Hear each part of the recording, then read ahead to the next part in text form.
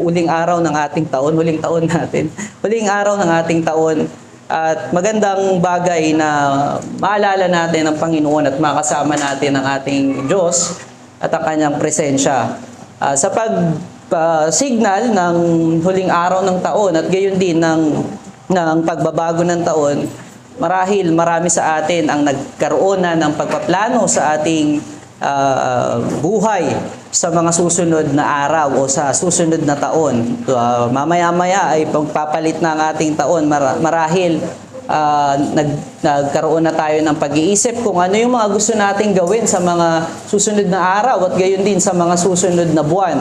At ang mabuting bagay at mabuting paraan upang makita natin ang epektibong mga gagawin at takbangin para sa susunod na taon ay bumalik tayo doon sa kung ano yung nangyari sa atin sa isang buong taon. For example, kung tayo ay estudyante at may grado at gusto nating pataasin, marahil pwede nating may consider na tayo ay naging mabuting estudyante at meron pa tayong kakulangan upang na-improve yung ating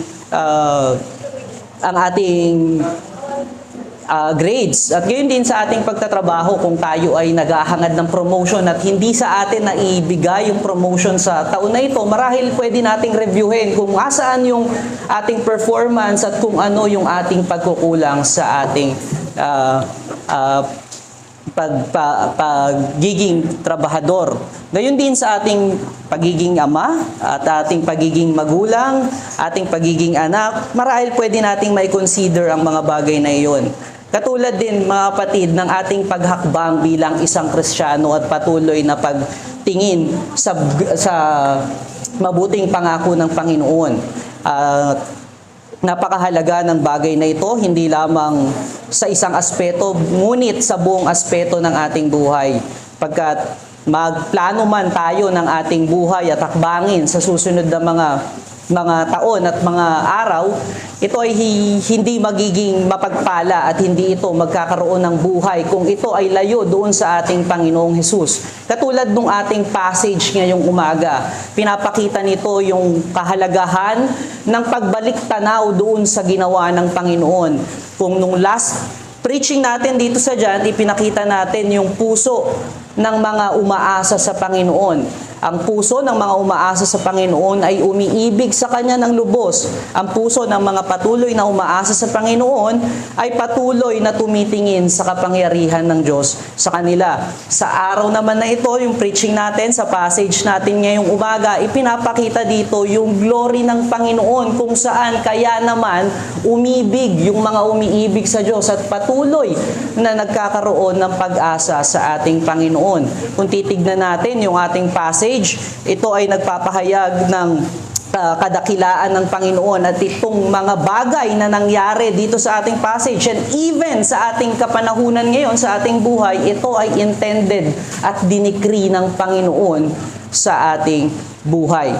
Kaya naman, makibukas po tayo sa ating passage ngayong umaga sa John chapter 11 verses 1 to 16. Ngunit ang ating tatalakayin ngayon ay yung 4 to 7. Sabi dito, "Now a certain man was ill, Lazarus of Bethany, the village of Mary and her sister Martha. It was Mary who anointed the Lord with ointment and wiped his feet with her hair, whose brother Lazarus was ill. So the sister sent to him, saying, Lord, he whom you love is ill. But when Jesus heard it, he said, This illness does not lead to death, it is for the glory of God, so that the Son of God may be glorified through it. Now Jesus loved Martha and her sister and Lazarus. So when he heard that Lazarus was ill, he stayed 2 days longer in the place where he was. Then after this, he said to his disciple, Let us go to Judea again. And disciples said to him, Rabbi, the Jews were just now seeking to stone you, and are you going there again? Jesus answered, Are there not 12 hours in the day? If anyone walks in the day, he does not stumble because he sees the light of this world. But if anyone walks in the night, he stumbles because the light is not in him. After saying these things, he said to them, "Our friend Lazarus has fallen asleep, but I go to awaken him." The disciples said to him, "Lord, if he has fallen asleep, he will recover." Now Jesus has spoken of his death, but they thought that he meant taking rest in sleep. Then Jesus told them plainly, "Lazarus has died, and for your sake I am glad that I was not there, so that you may believe, but let us go to him." So Thomas, called the twin or Didymus, said to his fellow disciples, "Let us also go, that we may die with him." Yung passage natin, sabi natin kanina, ay doon sa verse 4 to verse 7. So, pinapakita dito kung nakaraan, yung puso ng mga nagmamahal sa Diyos, yung puso ng mga patuloy na umaasa sa Diyos. Yung passage naman natin ngayon ay nagpapakita kung bakit merong umaasa sa Diyos at bakit may nagmamahal sa Diyos. Yung famous line dito ay yung God first loved us. Hindi tayo ang unang nagmahal sa Panginoon. Ang Diyos ang unang nagmahal sa atin. At sa pamamagitan ng pag-reveal ng Diyos ng kanyang kaluwalhatian, kaya natin nalaman yung pag-ibig ng Diyos at yung kadakilaan ng Diyos at yung gawa ng Diyos para sa ating kaligtasan. At itong glory ng Diyos ay kanyang i-communicate sa atin sa pamamagitan ng pag-ibig. Makikita natin doon sa verse 5, sabi ni John, "Now Jesus loved Martha and her sister Lazarus." Kung titignan natin, napaka ganda nung sinabi ni John about Martha, Mary, and Lazarus. Iilan yung nabanggit sa Bible na Jesus loved, na particular na pangalan. At napaka gandang mabanggit siguro ang ating pangalan kung sakaling tayo ay nasama sa Scripture. Ngunit dito sa ating passage, sinasabi na mahal ng Panginoon si Martha, si Mary at si Lazarus. Ngunit doon sa verse 6, makikita natin, nung narinig ni Christ na may sakit si Lazarus, whom He loved, nagstay pa siya ng 2 days. Marahil madali nating isipin, kung mahal niya si Lazarus, dapat pumunta siya agad doon sa kung saan nandoon si Lazarus. Dapat pinuntahan niya agad upang mabigyan ng lunas yung kanyang sakit. Ngunit kung titignan naman natin doon sa verse 15, kasama yung mga disciples na nagmamahal sa Diyos at sa minamahal ng Diyos, particular, minamahal ng Diyos, ang mga bagay na ito ay napangyari at pinlano ng Diyos upang makita ng bawat kanyang inibig yung kabutihan ng Panginoon. Paano natin masasabing upang makita ng kanyang mga inibig yung kabutihan ng Panginoon at yung kapangyarihan ng Panginoon? Sa pamamagitan ng pagbuhay ng Panginoon kay Lazarus na siyang wala ng buhay ng kanyang dinatnan. Nagstay siya ng 2 days para maging evident sa lahat at hindi ma-question yung kanyang miracle or yung kanyang sign na talaga bang patay si Lazarus. In fact, nasa tomb na siya nung siya ay ni-raise up ng ating Panginoon at pinapangambahan ng mga tao doon na may amoy na yung kanyang bangkay, ang kanyang katawan. Kaya naman, makikita natin na pinapakita dito sa ating passage na iniibig ng Diyos yung mga kanyang hinirang dahil sa pamamagitan ng sign na ito, yung mga inibig ng Diyos ay magkakaroon ng paniniwala at pagtitiwala sa kapangyarihan ng Diyos. At makikita natin doon sa verse 7, sabi niya dyan, "Let us go to Judea again." Nung sinabi ng Panginoon na let us go to Judea again, marahil madali nating maiisip na kaya pumunta na ang Panginoon sa Judea dahil nagkaroon na siya ng signal from the Father na it is time na declare mo yung glory sa pamamagitan ng pagpapakita ng kapangyarihan ng Diyos mula sa iyo. So makikita natin na yung pagpapakita ng Panginoon ng kapangyarihan ng Diyos, yung pagkilos ng Diyos ay nagmumula sa kanyang pag-ibig. At kaya naman, yung ating message ngayong umaga ay patungkol sa God manifests His glory to His people. Marahil yung iba, makikita natin sa chapter 12, yung iba, kinagalitan yung miracle ni Christ na ito, yung sign ni Christ na ito. Nagplot sila ng mas higit na kamatayan para kay Kristo, hindi lamang sa stone, ngunit sa pagpapahiya kay Kristo doon sa Golgotha, para ipako siya sa krus. Makikita natin na sa mga nasa mundo, ito ay folly, ito ay katisudan, ito ay nakakainis na mensahe, ngunit para sa mga inibig ng Diyos at kinilos ng Diyos, hinirang ng Diyos, ito ay pagpapakita ng kanyang kaluwalhatian. Ito ay pagpapakita ng kanyang pag-ibig. Tignan naman, ay nag-glorify pa rin ang Panginoon. At para mag-glorify ang Lord, it pleases Him. Kagaya ng binasa natin sa ating confession of faith kanina, na ipadala yung kanyang anak. Piliin yung kanyang anak bilang Savior, giver of life, at King ng kanyang mga hinirang. Sa statement ng ating Panginoon dito sa verse 4, marahil makikita natin sa kaisipan ng isang tao na ito ay napaka-selfish. Na ang Diyos ay naglagay ng sakit o illness sa isang tao na maaring mag-lead sa death para lamang mapapurihan siya, para lang maging hero siya. Parang eksena sa typical na opisina na meron nagpapanggap na kabilang sa mga unyon na lumalaban sa mga boss, nung pala siya ay nakikinig lamang ng mga bagay-bagay na sasabihin ng mga kaopisina niya upang maisumbong niya sa boss at siya yung maging bida at mabango doon sa harapan ng mga boss. Ganun yung pwede nating makita kung tayo ay nag-iisip ng mundo lamang. Ito ay, yung ganitong kaisipan ay gumagamit ng lente ng tao. Gumagamit ng lente ng kaisipan ng tao. Kung ating titimbangin yung gawa at kalooban ng Diyos according sa moral standard ng tao, sa human capacity at yung kapasidad nating umunawa ng bagay, mag-e-end up tayo sa conclusion na ang Diyos ay cruel at liar. May isip natin na minamanipulate ng Diyos yung bagay-bagay. Pinagsisinungalingan tayo ng Diyos sa bawat sitwasyon ng ating buhay. Kung gagamitin natin ang lente ng tao, ang kaisipan ng tao, ang statement ng Lord ay maglilid sa atin na ang Diyos ay self-righteous lamang at hindi siya tunay na righteous. Ngunit gamitin natin yung lente ng Scripture dito.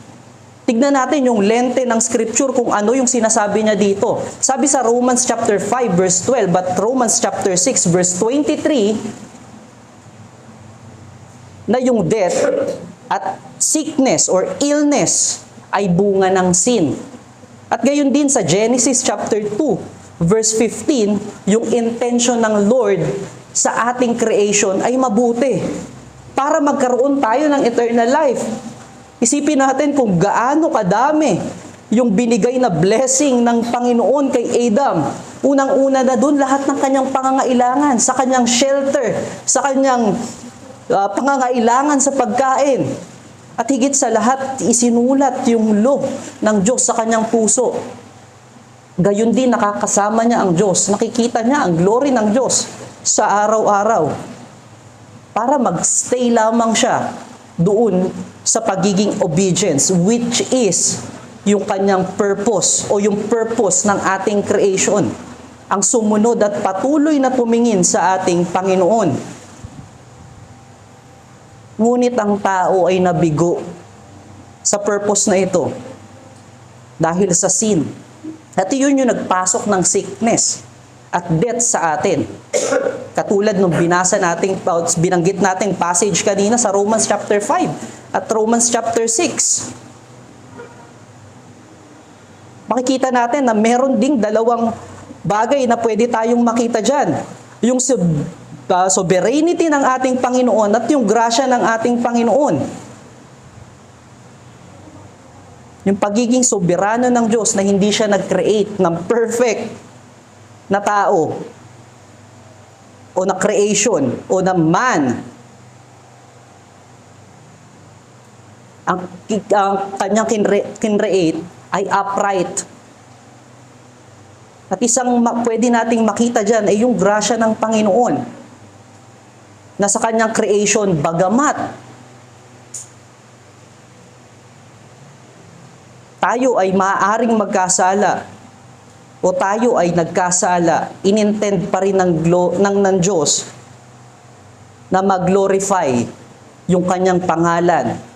At dahil dun sa glory ng Panginoon ay yun na mababantad sa pamamagitan ni Kristo, nagkaroon tayo ng kaligtasan at gayon din nung katwiran o righteousness na hindi natin ma-attain even kinreate tayo upright sa time ni Adam.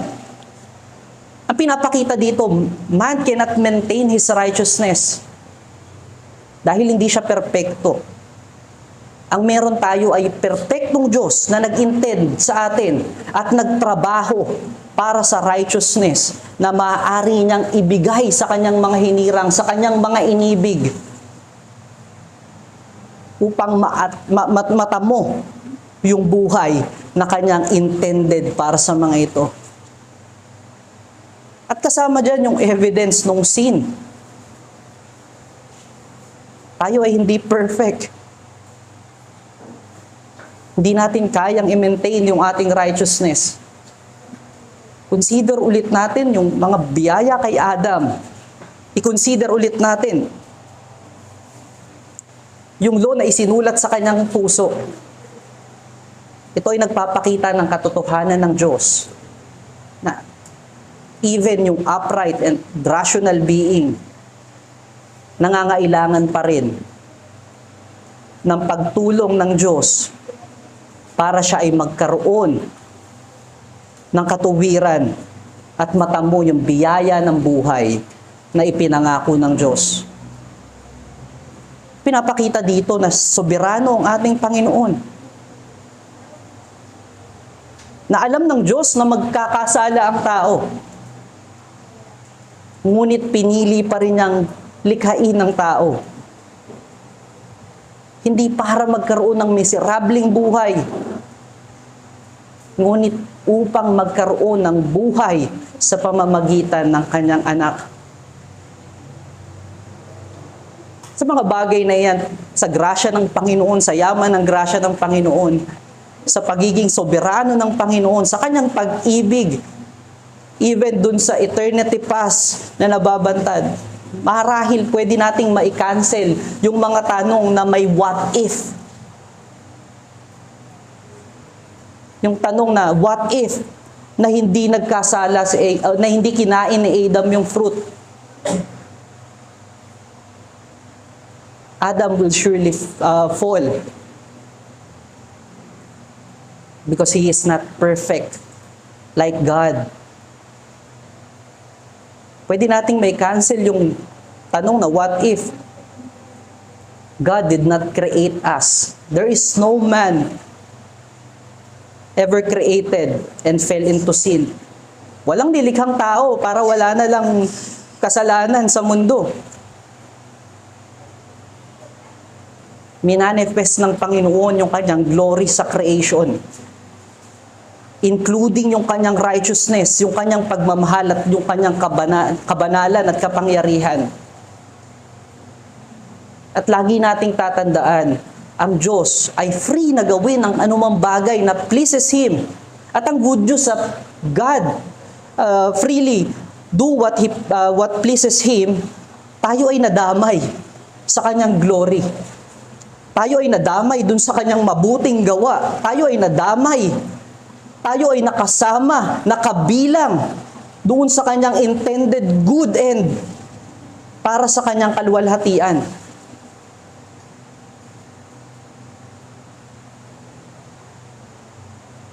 Nakita natin na kahit doon sa ating moral and physical frailty, sovereign ang Lord.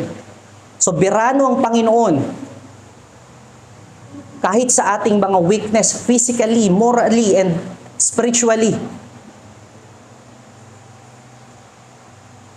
pwede nating masabi, hindi natin mauunawaan yung righteousness without knowing what is sin.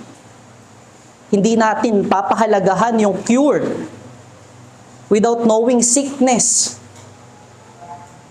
We would not appreciate life without us knowing death. Hindi natin sinasabi na magkasala tayo para malaman natin yung pait ng kasalanan. Hindi natin sinasabing maging careless tayo sa mga sickness. At hindi natin sinasabi na wag na ma-appreciate lamang natin ang life doon sa mga near-death experience. Ang sinasabi natin, inalaw ng Diyos ang mga bagay na itong mangyari para doon sa kanyang glory. At yun yung sinasabi sa verse 4. At dahil sa pagkakabantad ng kanyang glory, we may come to Him and have life. And that is faith, justification by faith. Dahil nga wala tayong tunay na katuwiran or righteousness. Para maunawaan natin sa ating pamumuhay, hindi natin malalaman na kailangan nating magtrabaho unless nakaranas tayo ng gutom o ng poverty sa ating buhay. O hindi natin malalaman na yung isang tao ay mabuti kung hindi natin na-experience na gawan niya tayo ng mabuti. Marahil pwede nating sabihin na mabuti ang tao na yan, pero abstract pa rin sa ating kaisipan kung gaano kabuti yung tao na yun kung hindi natin na-experience yung kabutihan ng Diyos. At dahil doon sa kabutihan ng Diyos na idinamay niya tayo doon sa pagbantad ng kanyang glory, tayo ay nagkaroon ng kaligtasan. Wag din tayong magmadaling mag-isip na ang Diyos ay may kailangang patunayan sa atin. Alalahanin natin, it is for His glory. Para sa kapurihan ng kanyang anak. Para maging justifier ng mga unjust. That the weak may have strength in Him. That the unrighteous may have righteousness in Him. Ang pwede nating makita sa bagay na ito ay God manifests His glory by revealing His grace and love. Consider natin yung great and amazing grace ng Diyos sa pagpili niyang i-create pa rin tayo. Katulad ng sinabi natin kanina, alam niya na magkakasala tayo. Alam niya na it takes His Son to die on the cross para lang ma-redeem tayo. Makikita natin yan dun sa preaching sa Ephesians chapter 1 verse 4 to 6. That before the foundation of the world, bagamat alam ng Diyos na ikaw ay magiging makasalanan, pinili niya na magkaroon ka ng kaligtasan sa pamamagitan ng kanyang anak. Pinili niya na magkaroon ka ng righteousness na perpekto sa pamamagitan ni Kristo. I-consider natin kung gaano ka-great yung love ng Diyos sa pamamagitan ng pagbibigay ng salvation sa mga rebelding creation na katulad natin. Makikita natin yan sa binasa natin kanina na New Testament passage sa John 3:16. Na bagamat makasalanan ng mundo, makasalanan ng kanyang mga hinirang, inibig niya ang bawat isa sa mga ito. Ipinredestin niya sa kanyang anak.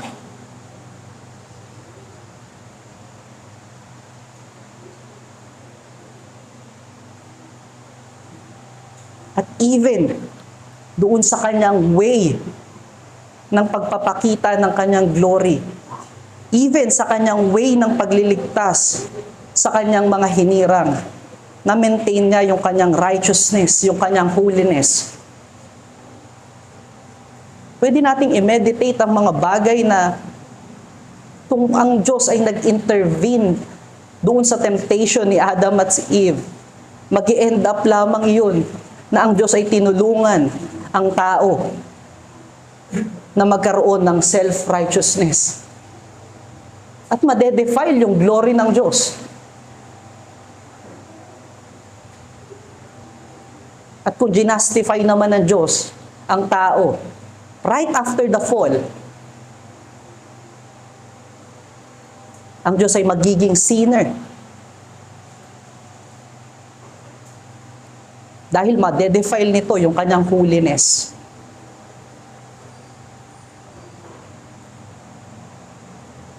Siya ay magiging unrighteous. Pagkat kinontrol niya yung tao,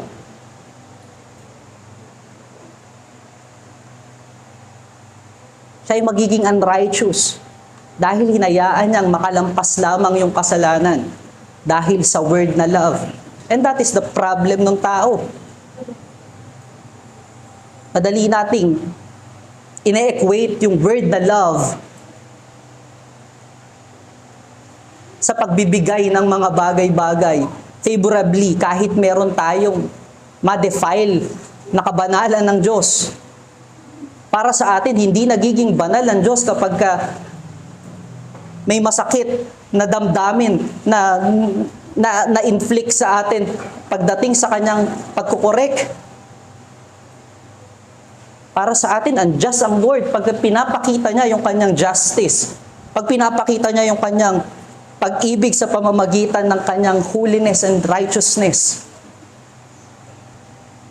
Lagi nating tandaan mga kapatid na pagka gumalaw ang Panginoon, when God act, present lahat ng kanyang attributes. Hinayaan niya yung mga bagay-bagay na mangyari. At winwork out niya yung mga bagay na yon para sa good end without bypassing our natural ability and function. Hindi na tayo ginawang robot. Tignan natin yung verse 5 to verse 7. Ito ay nagpapakita na ang Diyos ay nireveal yung kanyang glory sa pamamagitan ng kanyang pag-ibig na may kasamang kabanalan.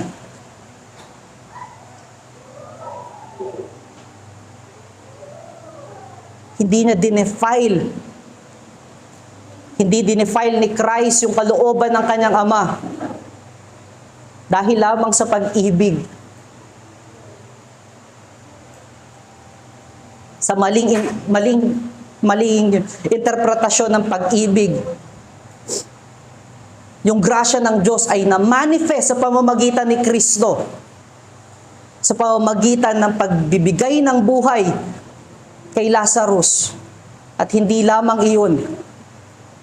Sa pagbibigay ng buhay spiritual sa kanyang mga tagasunod, sa kanyang mga disciple, sa kanyang mga inibig. Nang makita nila na si Kristo ay able to give life. Na-reflect dito yung kapangyarihan ng Diyos to create, to give life, to sustain life.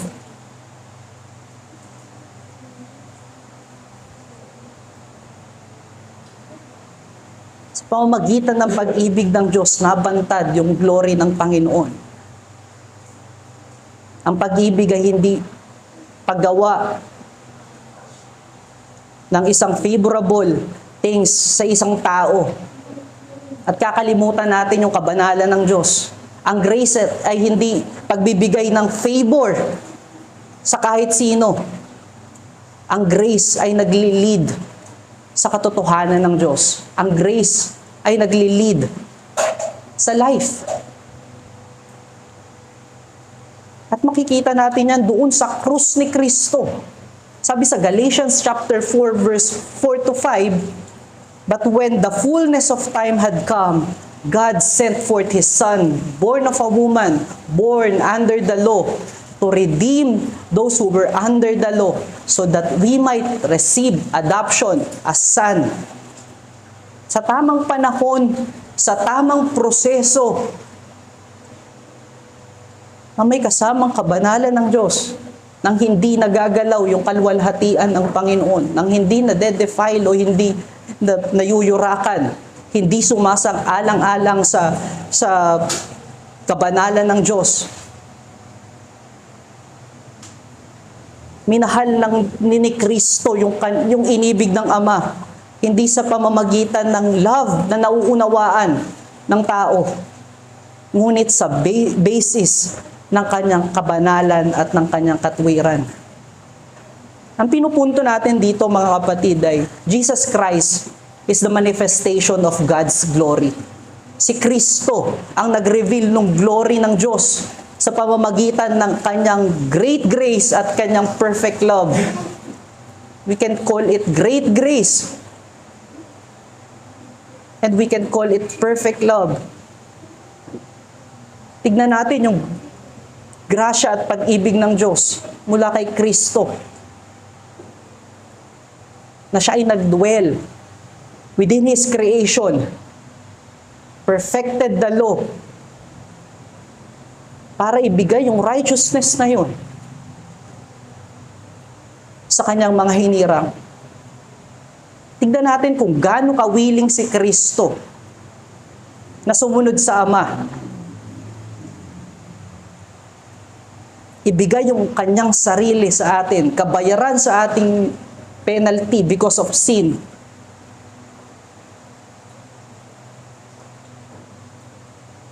At ginawa niya yun. Yung pag-ibig at grasya na tinanggap natin ay dinala tayo pabalik sa Diyos. At ito dapat ay mag-manifest din sa atin.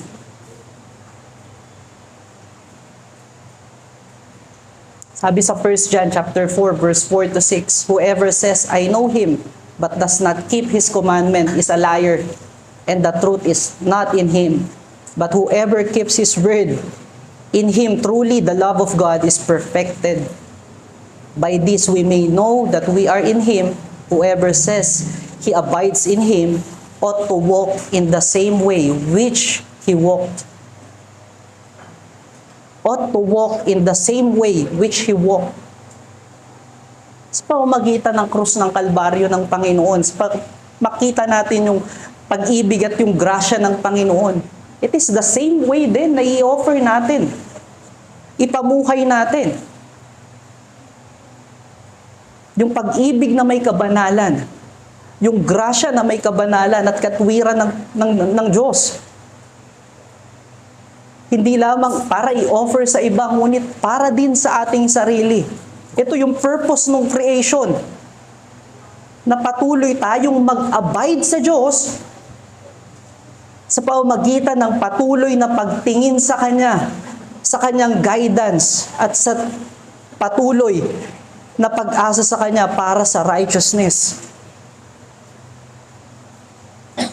We must love with accordance with God's holiness and righteousness. We must show grace that is from God. Yung act ng Diyos, kung saan dinala niya tayo, pabalik sa Ama. Yun din yung ating ipamuhay at ibigay sa ating mga kasama sa pananampalataya. At gayon din, i-offer natin sa mga wala pang pananampalataya sa Diyos.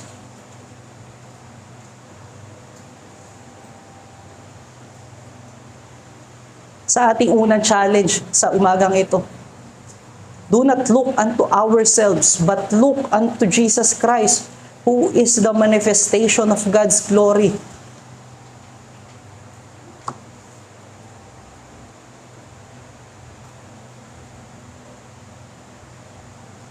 Umibig tayo ng according sa pag-ibig ni Kristo, hindi according dun sa pag-ibig natin. Minsan sinasabi natin na nagmamahal tayo o minamahal natin ang Diyos. Ngunit binibilang natin ang mga bagay na ito. Minsan sinasabi natin na nagmamahal tayo sa Diyos, ngunit paliwas yung ating pamumuhay sa kabanalan ng Diyos. We cannot separate love and yung authority ng Diyos. We cannot separate love and yung justice ng Lord. Laging magkasama ang bagay na to. show grace the same way we receive from our Lord. Ipakita natin yung grasya. O ipamuhay natin yung grasya. Kung paano natin tinanggap yung grasya na hindi natin deserve.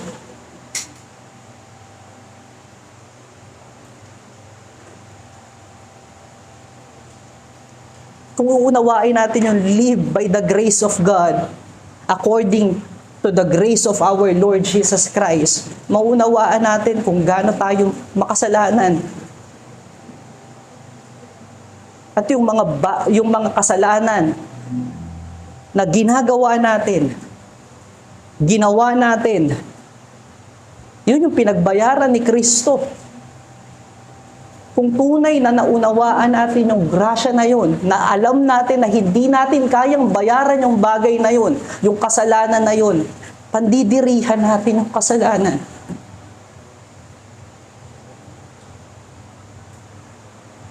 Lalayuan natin yung kasalanan.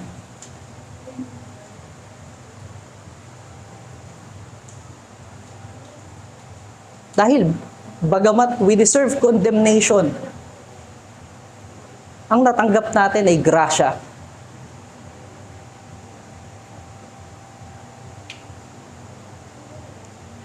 Give life to others by preaching the gospel or rebuking them.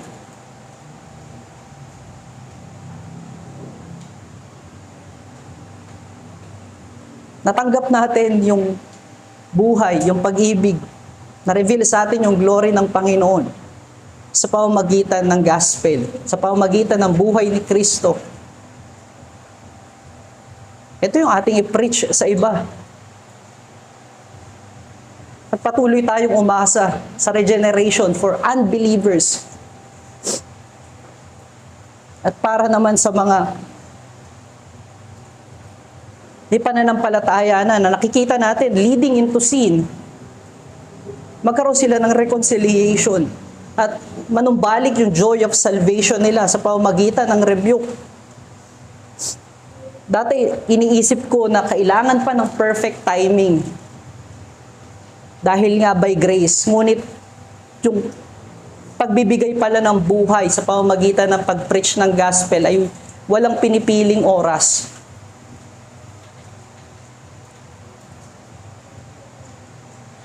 Kung tayo ay may naramdaman na ang isang kapatid natin ay leading into sin, kailangan pala i-rebuke natin that moment. At hindi natin i-rebuke sa pamamagitan ng ating sariling persona o ating sariling sa ating sariling standard. Iko-correct natin sa grasya ni Kristo nating tinanggap, sa katotohanan ng Diyos, sa pag-ibig ni Kristo.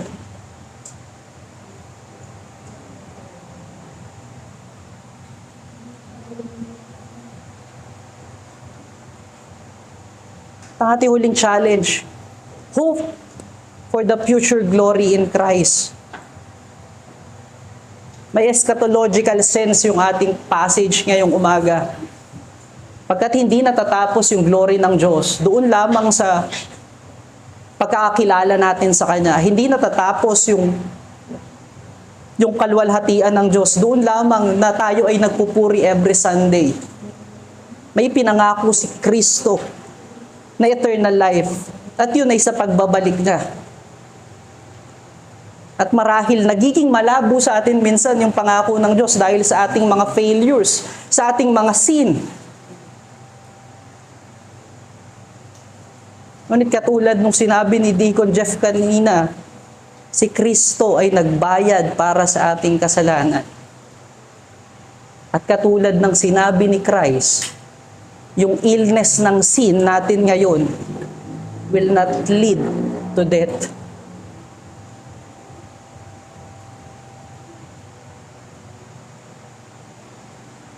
Ngunit ito ay para sa correction sa ating mga sarili. Na makita natin na tayo ay hindi perpekto, na tayo ay patuloy na umaasa pa sa Diyos. Ngunit hindi natin sinasabi na magkasala pa rin tayo ng patuloy. sinasabi natin dito na patuloy tayong umasa sa Diyos. Patuloy tayong umasa kay Kristo sa future glory na kanyang pinangako. Na bagamat you are sinning right now, God is working in you.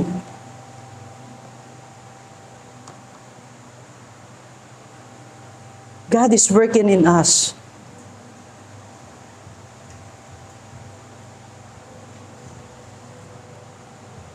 And we must respond dun sa pag-work ng Panginoon.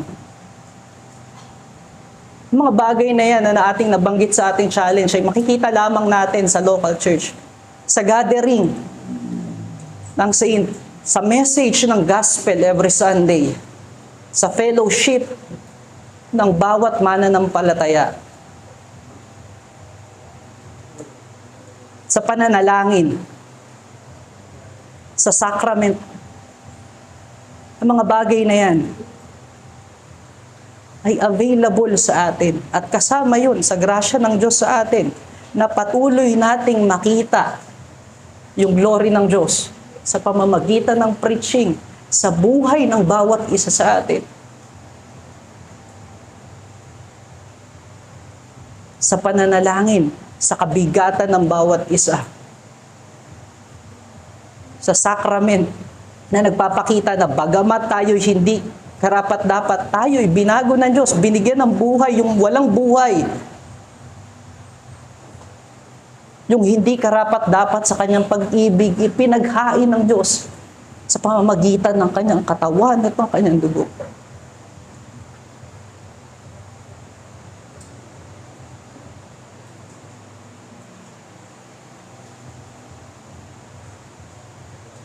At sa future glory kay Christ, meron tayong buhay. Again, there is no sin, no tears, no more suffering. We must hold on to that.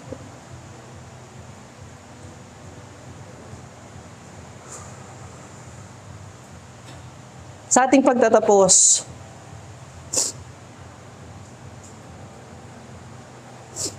ang bawat bagay sa redemptive history ay para sa kaluwalhatian ng Diyos at inintend ng Diyos na makita natin yung kanyang glory sa pamamagitan ni Kristo at patuloy tayong sinusustain sa pamamagitan ni Kristo at sa patuloy nating pagtingin at pagkilala sa grasya ng Diyos mula kay Kristo, napapapurihan natin ang anak ng Diyos at higit sa lahat, ang Ama. Let us pray.